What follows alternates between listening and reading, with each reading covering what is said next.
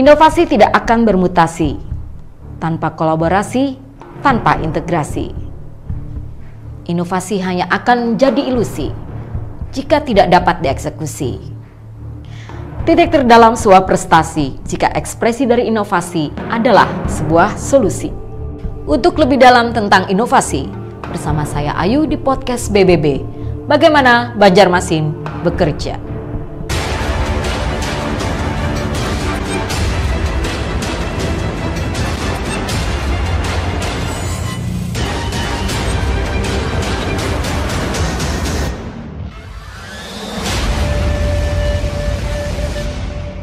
Assalamualaikum warahmatullahi wabarakatuh. Salam jumpa sahabat inovasi. Saya Ayu dari Bappedalit Bank Kota Banjarmasin bersama dengan saya di sini hadir Ibu Insinyur Suri Sudarmadia MT. Beliau adalah Kepala Dinas Pekerjaan Umum dan Penataan Ruang dalam program Bagaimana Banjarmasin Bekerja. Baik Ibu, yang ingin saya tanyakan pertama adalah kaitannya dengan tugas pokok dan fungsi Dinas PUPR Kota Banjarmasin. Iya, baik. Terima kasih Bu Ayu. Terima kasih sudah diundang nih ke bagaimana terkait dengan Banjarmasin Bekerja ya. Jadi memang terkait dengan tupoksi Dinas PUPR Kota Banjarmasin ya. Jadi memang Dinas PUPR itu adalah untuk melaksanakan penyelenggaraan urusan pekerjaan umum dan penataan ruang. Ya, khusus untuk bidang pekerjaan umum dan penataan ruang yang mungkin terinci terkait dengan bagaimana perumusan kebijakan teknis bidang pekerjaan umum dan penataan ruang, terus juga pelaksanaan kebijakannya, penyelenggaraan, pemantauan dan evaluasi, pengawasan di bidang jalan jembatan, sungai, drainase ya. Yang ingin saya tanyakan di sini dari serangkaian itu isu sektoralnya apa, Bu?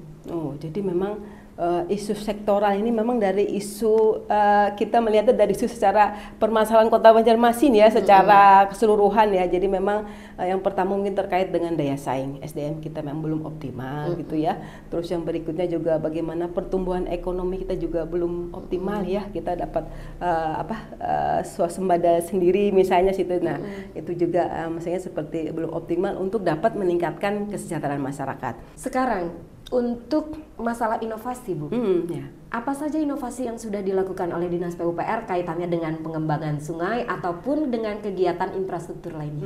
Baik, yang terkait dengan inovasi yang memang sudah kami lakukan dan sudah teman-teman sebelumnya rintis tuh terkait dengan sistem informasi tata ruang.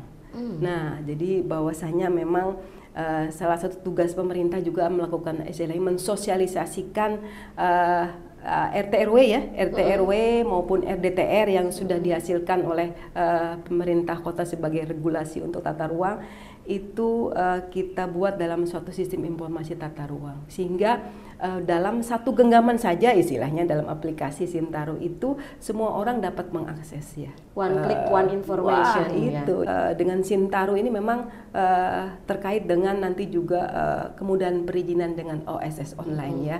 Jadi untuk perizinan yang sederhana mungkin orang bisa klik dengan mandiri saja untuk menyatakan pola ruangnya. Yang penting sesuai dengan kita, setiap orang tidak perlu lagi istilahnya datang ke PUPR menanyakan misalnya bagaimana pola ruang tanah kami misalnya. Nah, itu dengan mengklik dengan koordinat SHP mereka saja mereka bisa melakukan overlay terhadap itu. Oke. Itu.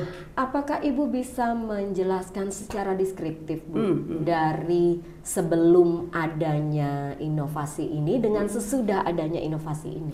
Iya. Ada beberapa sih yang sudah istilahnya paling tidak dalam proses perizinan ya, pemohon tidak perlu lagi datang ke PUPR gitu.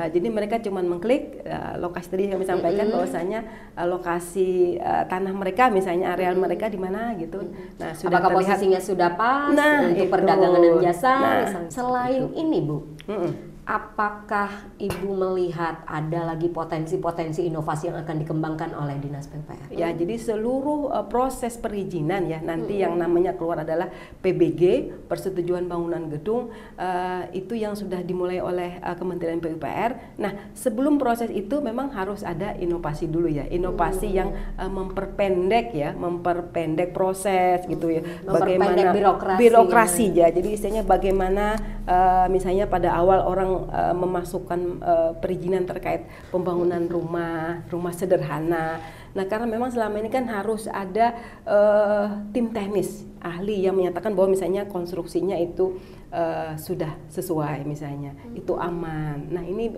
setiap rumah baik yang sederhana sampai yang semi permanen gitu ya. Jadi memang harus ada petugas, istilahnya orang yang bersertifikat, yang menyatakan bahwa konstruksi bangunan tersebut aman gitu loh. Dan juga memastikan kelegalitasannya. Nah, dan satu pertanyaan terakhir, Bu.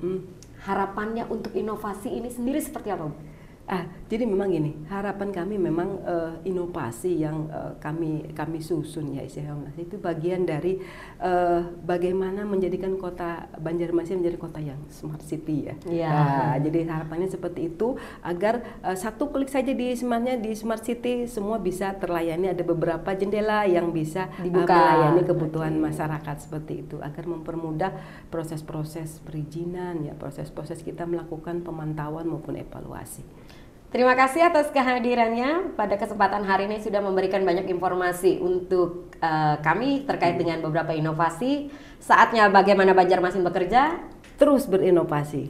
Terima kasih. Assalamualaikum warahmatullahi wabarakatuh. Salam inovasi.